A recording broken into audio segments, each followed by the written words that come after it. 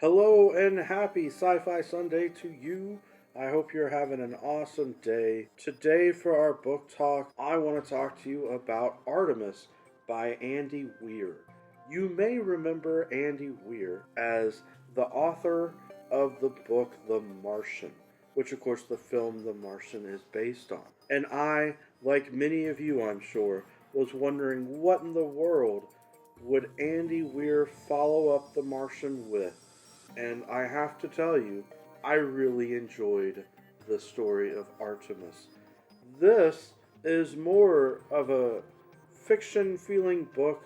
You know, with the Martian, Mark Watney felt very real. It felt as if it could be a very realistic portrayal of what's going on Mars on a very small scale. With Artemis, it feels more like a novel. And that's great. I'm not saying that as a complaint.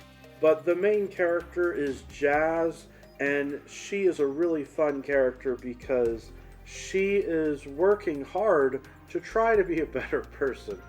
But she's a criminal, she's a smuggler, and she lives on the moon colony. The way that the setting is that there's a colony on the moon.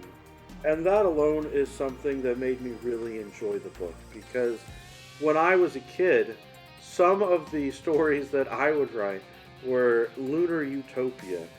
I called it lunar utopia because it was about a group of people who established this perfect society on the moon. And so I'm always intrigued when science fiction takes that sort of step. But I'll also say these stories about colonies being set up on moons or other planets are always interesting because they're very much about humanity and about society, how we come together, how we organize ourselves into small towns or groups in order to try to survive. Something that I really liked about this story is that Jazz gets involved in what is basically a criminal heist because of her reputation and who she is.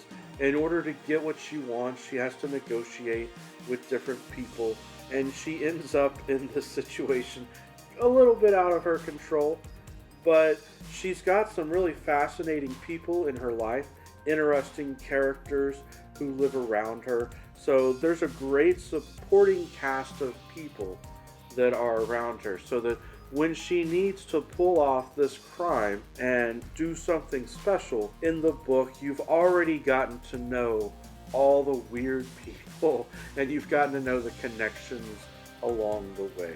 I will say that I was wondering how Andy Weir was going to build up suspense and create a sense of need for survival with a character that is possibly going to die, because if you remember in The Martian, a lot of that was done based on Mark Watney not having enough air, or because of something with the airlock exploding or something like that.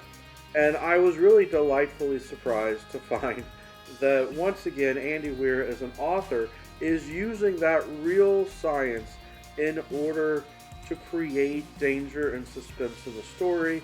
As I don't want to give you spoilers, but once again, the air supply, the air pressure, and potential exploding airlocks are an issue in this story. There's a lot going on with the politics and economics of it as well. Even though this is a small scale operation, they do have to interact with various companies back on Earth and that sort of thing.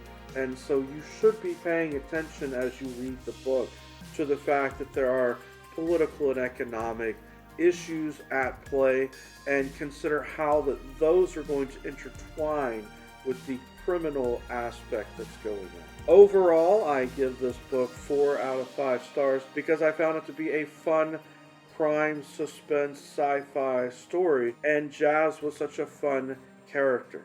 If you listen to the audiobook, you might enjoy Rosario Dawson telling you the story.